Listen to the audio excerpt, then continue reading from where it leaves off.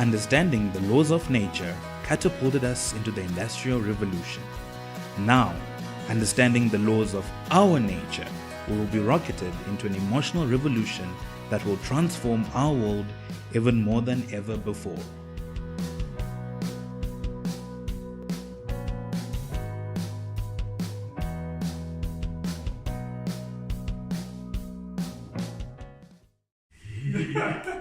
Ngoni, it's great to be with you again. Good to see you. Yeah, it's great to be in your nice offices here and being able to chat about the laws. Today we want to talk about the law of supremacy. Knowing where everything is here makes me feel in control. And that is what the law of supremacy is all about. Feeling control. I find that a lot of people, when facing change, the leaders feel out of control, and therefore they grab all information and keep it to themselves, because the law of slip makes them think that if they give anyone this information, it's going to be even more crazy, and they start focusing more and more on themselves in this whole process. And because of the lack of the communication, everyone feels out of control and they grab control again in different areas. So that is very much on a personal level. In business, it could cause a lot of chaos, but also in the economy, it could cause a lot of chaos. And I'd like to hear what your point of view is on that. I think I remember reading somewhere in the days I used to read, the one constant in life is change. Yeah. And I think we've got to really come to grips with the fact that we can never be completely in control. As much as I would love to, I cannot make it rain. And there are just so many things that are beyond us and much larger than us that we cannot possibly control. Yeah. And I guess that's why mankind has always aspired to be supreme, to have complete dominion. Sorry. Yeah. However, there are a lot of things which are beyond our control, and because we crave that feeling of control, like you rightfully said, we end up actually trying to hold on to things of the past, what we're used to, what we're comfortable with, our comfort zone, and instead of adapting. So from a business perspective, adaptability is a key element that any investor would look for. For sure. Anything can happen.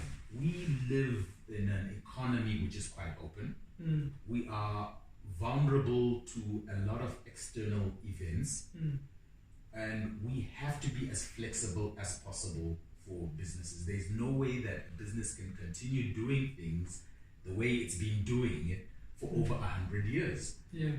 Over the last couple of decades, for instance, if we just look at the shifts in technology that have completely revolutionized the way we do things. Yeah. And companies that have been stuck in the old ways are probably still stuck with high costs because of the inability to use certain platforms that have now become available for us. And I think that just goes to show exactly how important it is to adapt, to transform, and to always expect it as a business and anticipate it. Yeah. And then not to hoard the information, but to share the information so that people can have the necessary information, so that they don't kind of, as individuals, don't freak out and grab control of things that they shouldn't be grabbing and withhold information themselves because they feel insecure. I think in a workplace, the way the leader approaches this whole thing with change and whatever, and whether they take the care to make sure that everyone actually has, even if it's a bad future, but they have a clear picture of the bad future, so that they can prevent gossip and all those kind of things within the business. That is extremely important. And I find that very few leaders have the self-insight to know that in this situation, I'm going to tend to grab control, and information is normally what we grab. and I shouldn't be doing that. It's very few leaders that have that emotional intelligence that they can see that, and that creates a lot of chaos in industry and in businesses around us. So I think that a business as yourselves probably plays a key role in that area, isn't it? Because you have the information, or you search for the information that would give us more insight about industries, about our surroundings, and that could cause us to feel more in control. Even if it's bad news, it causes us to feel more in control. I don't know whether you would agree with it. I would agree, and I think in businesses there, well, I could say two types of information for the purposes of our discussion today. Yeah.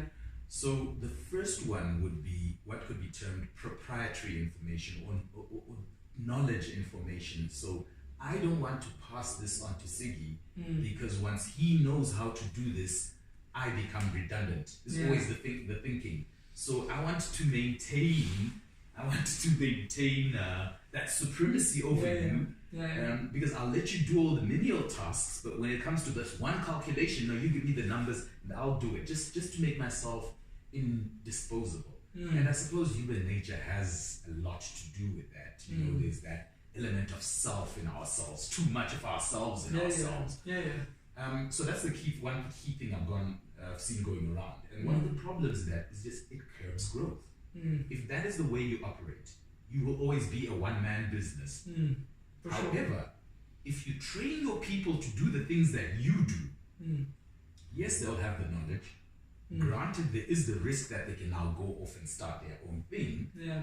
But now you can scale up easily because instead of having one you can have 10 yous that are doing your work, and you actually free your time up to take care of things that probably, like we could say, at board level would be more strategic in nature than operational in nature, and just sort of have your business running itself.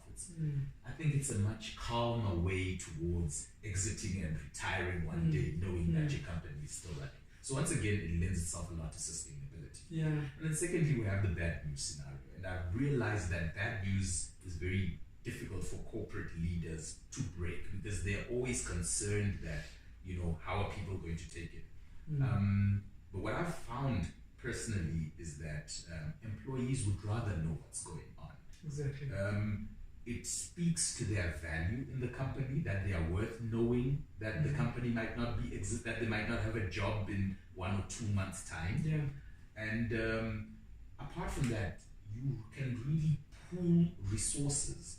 So if you come out to people and say, we're in a recession at the moment, we need to start practicing cost loss reduction strategies. So every single person has a role to play in this. Let's not waste too much paper. We can use some of the scrap paper maybe to make internal copies on, for instance, and start cutting costs. And if everyone starts doing their bit to contain costs, and that cost line comes down, even though your revenue is under pressure, you could still be in the position to maintain profitability just because your employees are aware, they are aware that their jobs are at stake, and they put in their bit to get things done.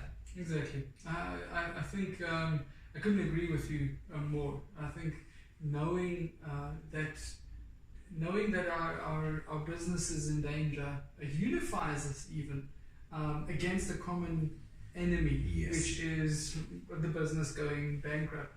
And it makes people more passionate about the company itself. Absolutely, and believe you me, the people will always feel it. So by withholding information which you feel might be negative or sensitive, you're actually fueling rumors, fueling people's perception of self-worth or lack of self-worth, and demoralizing people. And those rumors are fueled by the law of slip and the law of self, so there'd always be the worst stories about themselves. So there's always, even people that are not even close to in danger to lose their job would be convinced that they're going to be losing their job, and you have people that panic. No, absolutely, Yeah. absolutely. So even though you might have needed to retrench 2 people, Yeah. the word in the offices will be the whole company is Yeah, shutting down. Now that has an exactly. impact across the board. Yes, exactly. And it might even cause that shutting down of the company. The self-fulfilling prophecy, Exactly. absolutely. Well, thank you very much for talking to me about this very important law, I think, for leaders to understand. And I hope that somebody out there that listens to our talk uses that information and shares it. And shares the information in their businesses, or so that they can have the people feeling more in control. Thanks for your time. Good chatting to you once again. Cool.